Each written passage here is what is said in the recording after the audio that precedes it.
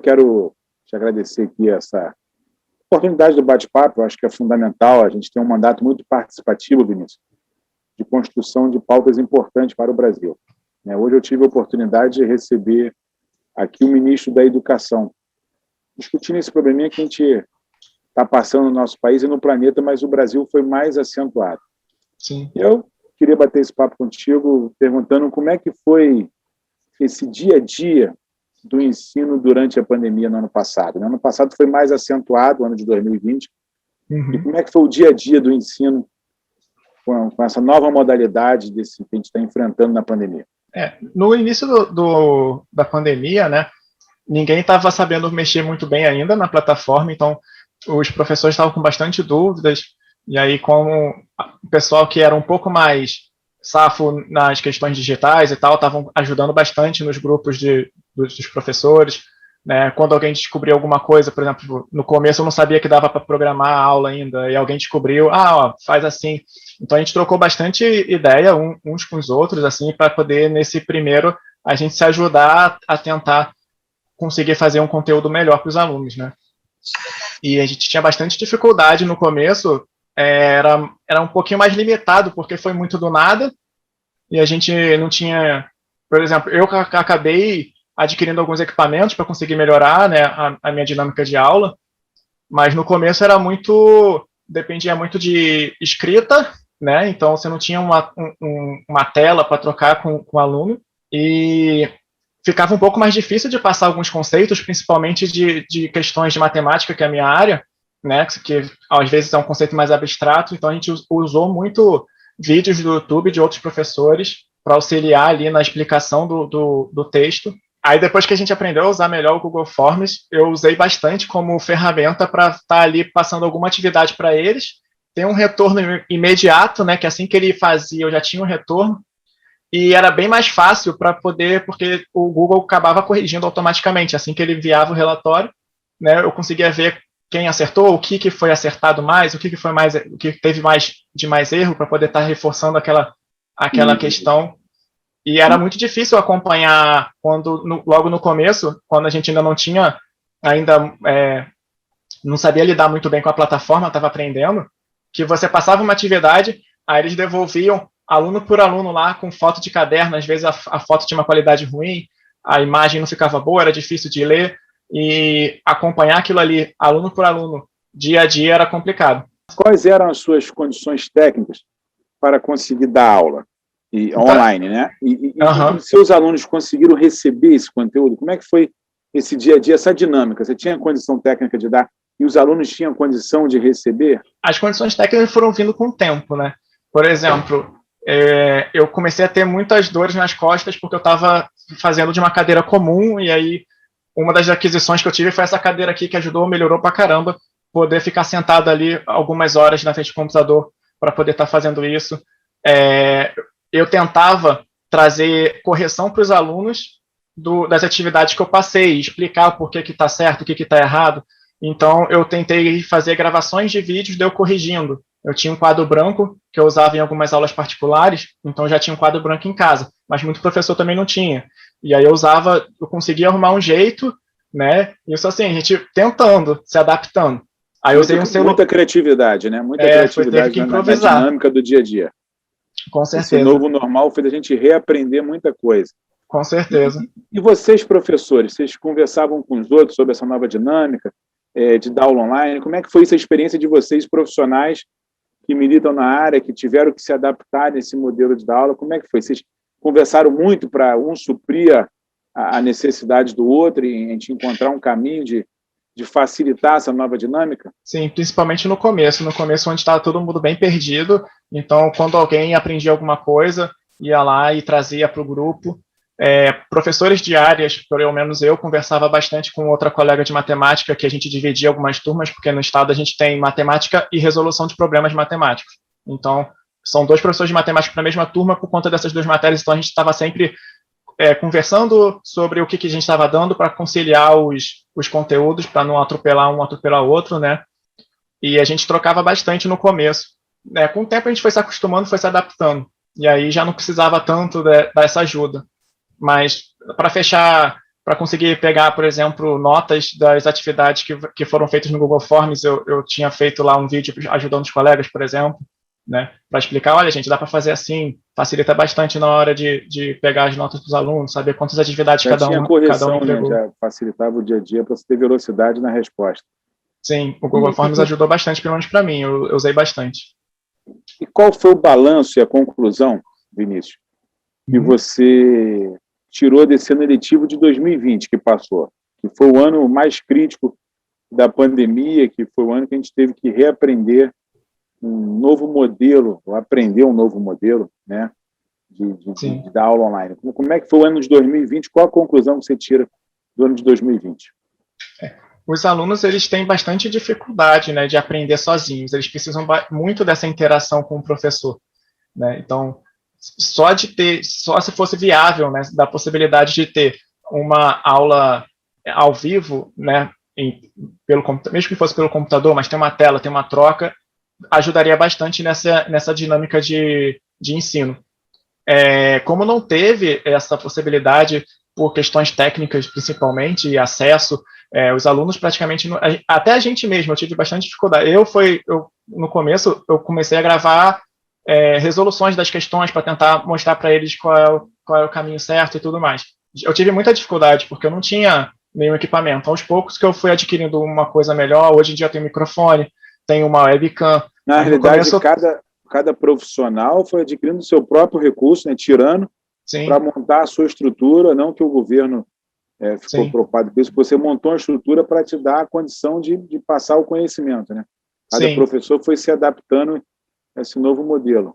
E quando eu comentei com uma colega minha que eu estava gravando vídeo, que eu tinha comprado uma cadeira para poder ficar mais confortável, não ficar com as costas doendo no final do dia, que eu tinha comprado uma webcam, ela, caramba, você está fazendo isso tudo? Porque, tipo, quase ninguém tinha condição ou recurso para fazer isso, ou não tinha tanta desenvoltura com tecnologia para poder estar adquirindo esses equipamentos para poder estar melhorando a qualidade do vídeo que estaria fazendo ou da aula que estaria aplicando, né? Eu mesmo aqui conversando contigo, estou vendo que você está usando um microfone que melhora a captação de voz, você já botou um pedestal no microfone que é autorregulável para você facilitar, você já botou uma cadeira aí, é tipo aquelas cadeiras game que dá conforto para você ter. Sim, é bem mais confortável. Você se adaptou aí para tocar essa nova dinâmica. Mas e agora em 2021, que é o ano que estamos vivendo?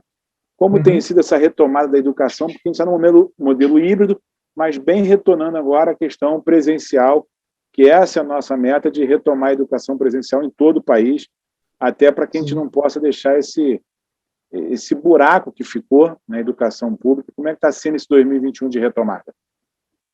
Lá em Duque de Caxias, por enquanto, foram poucas aulas presenciais que a gente teve que dar ainda, porque lá está com sistema de bandeiras. Se a bandeira estiver vermelha ou pior, a aula é suspensa naquela semana. Então, como a pandemia ainda em Caxias está, pelo menos, município a município, né? Como eu trabalho ali no município, na região de Campos Elíseos, e pego o município de Duque de Caxias, então está muito ainda alta os índices de Covid, então está sempre bandeira vermelha, bandeira roxa, então não está tendo como ter retorno mais eficaz. A gente retornou, se eu não me engano, foram 2 semanas de aula que a gente trabalhou quando a bandeira estava amarela, mas logo que veio bandeira vermelha, suspendeu mais uma semana, depois veio recesso escolar. Do recesso escolar a gente não voltou ainda, porque a bandeira continua vermelha. Então precisa primeiro ter realmente um controle maior da pandemia, né, dos índices dos casos de Covid, para poder ter um retorno mais eficaz. E qual a análise que você faz do impacto da pandemia na educação pública brasileira? Você que é professor, você que tem 2 matrículas públicas, está na rede pública de ensino, vivendo esse dia a dia, que teve que se adaptar, comprar equipamentos. Qual a análise que você faz desse impacto na vida da escola pública brasileira? Que esse acho que é a grande pergunta que fica para todos os profissionais. Qual é o impacto disso nessa geração? Eu acho que vai demorar um tempo para a gente conseguir recuperar todo o prejuízo que a pandemia causou, porque foram muitos alunos que não conseguiram ter um acesso diário ali aos conteúdos, seja por falta de internet, principalmente falta de internet, né? A gente tem mais de 6 milhões de alunos que não tinham acesso à internet no Brasil inteiro, e fora equipamentos, né? Eu tenho alunos que na Prefeitura do Rio chegou a ser cobrado que a gente estivesse dando aula presencial não, aula ao vivo pela internet para os alunos de 30 minutos por semana, pelo menos. E tinha aluno que não conseguia acessar naquele horário porque dependia do celular do responsável, que só chegaria à noite. Então, às vezes, uma família inteira só tem um celular. E aí fica tendo que equilibrar entre o trabalho do pai, o estudo de um filho, e tem o irmão que também quer estudar. Então, fora essa questão de equipamentos e internet prejudicar bastante o acesso, a aula não tem a mesma qualidade do que uma aula presencial. A gente consegue trabalhar muito melhor ali quando você consegue tirar a dúvida em tempo real do aluno, né? Então, ele precisa perguntar, ele precisa estar pontuando o que ele não está entendendo. Com a carência do nosso equipamento também, a gente não consegue entregar a melhor aula possível para ele, né? Eu demorei para conseguir fazer uma aula gravada com qualidade que desse para, de fato, ele escutar muito bem o que eu estou falando e enxergar o que eu estou escrevendo no quadro. Então, isso tudo foi prejudicando aos poucos. A gente teve uma perda bem grande no ano passado, de questões de não conseguir trabalhar todo o conteúdo que precisaria ser trabalhado. Esse ano, eu percebo que tem uma carência, não adianta só a gente pegar o conteúdo desse ano e querer correr, que ainda tem carências do ano passado, né? Tem que ser feito um paralelo, enquanto você ainda está trabalhando os conteúdos que deveriam ser trabalhados agora, em paralelo eu pretendo fazer um resgate dos conteúdos do ano anterior, porque eu sinto que está com uma carência bem grande, porque teve todos esses aspectos atrapalhando e eles têm uma dificuldade maior de aprender nesse modelo, né? Essa pandemia ela conseguiu acentuar a desigualdade que a gente tem no Brasil. Sim, com certeza. 1.800.000 pessoas, alunos, né, Sim. não possuem equipamentos eletrônicos para estudar. Cerca de 6 milhões de pessoas não têm nem acesso à internet para receber o conteúdo e poder fazer interagir com o seu professor, com as aulas ofertadas. E eu, como deputado federal aqui, Vinícius, eu apresentei um projeto que tira o fundo da universalização da internet, um fundo da universalização da internet, é um fundo que só está servindo para fazer superávit primário, para que a gente pudesse comprar equipamentos para alunos da rede pública de ensino, para poder ali, através das aulas à distância, da internet, facilitar o acesso ao conteúdo. Infelizmente, a gente não conseguiu avançar aqui, faltou entendimento do governo federal de apoiar esse projeto, para facilitar os alunos a receber equipamentos eletrônicos para possibilitar ele receber o conteúdo e receber o ensinamento. Eu quero, de uma forma aqui muito clara, te dar os parabéns pela sua dedicação. Você foi um profissional da educação que se preparou para esse momento. Sim. E ficou preocupada se o aluno estava te escutando e comprou um microfone melhor.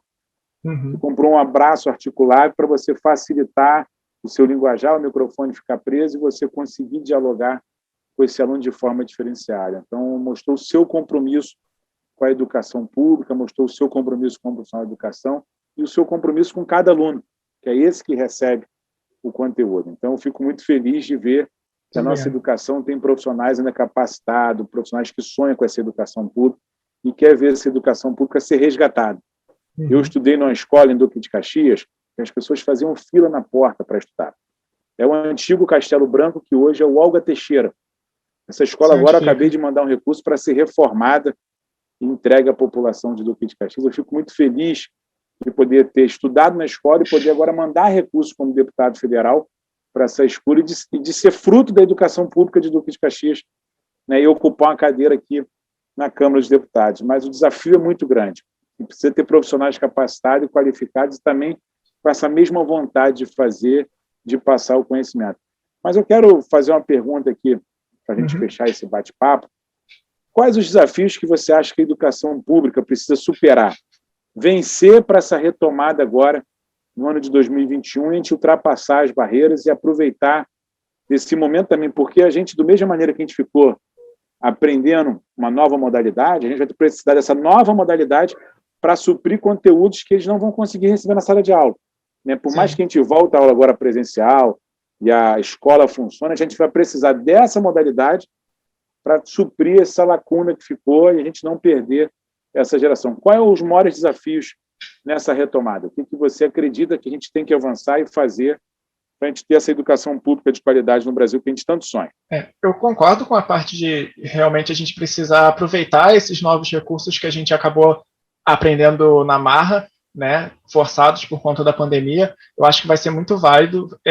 Acelerou um processo de algo que já deveria estar sendo feito, né? Ao invés de a gente só usar o presencial, aproveitar um pouco mais os recursos. Eu acho que o Google Sala de Aula é uma ferramenta maravilhosa, principalmente com os Google Forms, que ajudam muito. Dá para fazer trabalhos ali, dá para a gente usar isso durante, mesmo quando a gente retornar a um ensino completamente presencial. São recursos que a gente pode continuar utilizando. E eu acho que isso acabou acelerando muito o desenvolvimento da educação nesse sentido. Se a gente conseguir conciliar um pouco mais essa questão dos recursos tecnológicos, principalmente de você conseguir passar um conteúdo para o aluno online e ele acessar, seria maravilhoso se isso pudesse ser feito, independente da aula presencial, né? E resgatar todo esse conteúdo que ficou um pouco defasado por conta dessas carências todas que a gente encontra, tanto de equipamento de profissionais como do equipamento dos alunos que não têm acesso.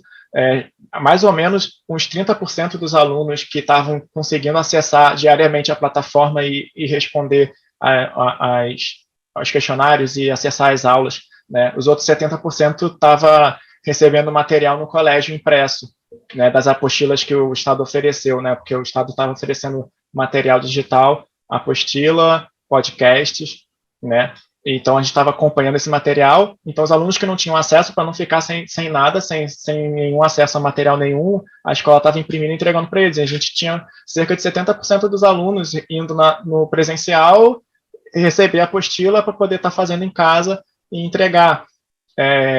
Só que ele não tinha acesso à aula direito, né? Porque as aulas, as orientações, as explicações, ele ficava dependente de ter uma internet.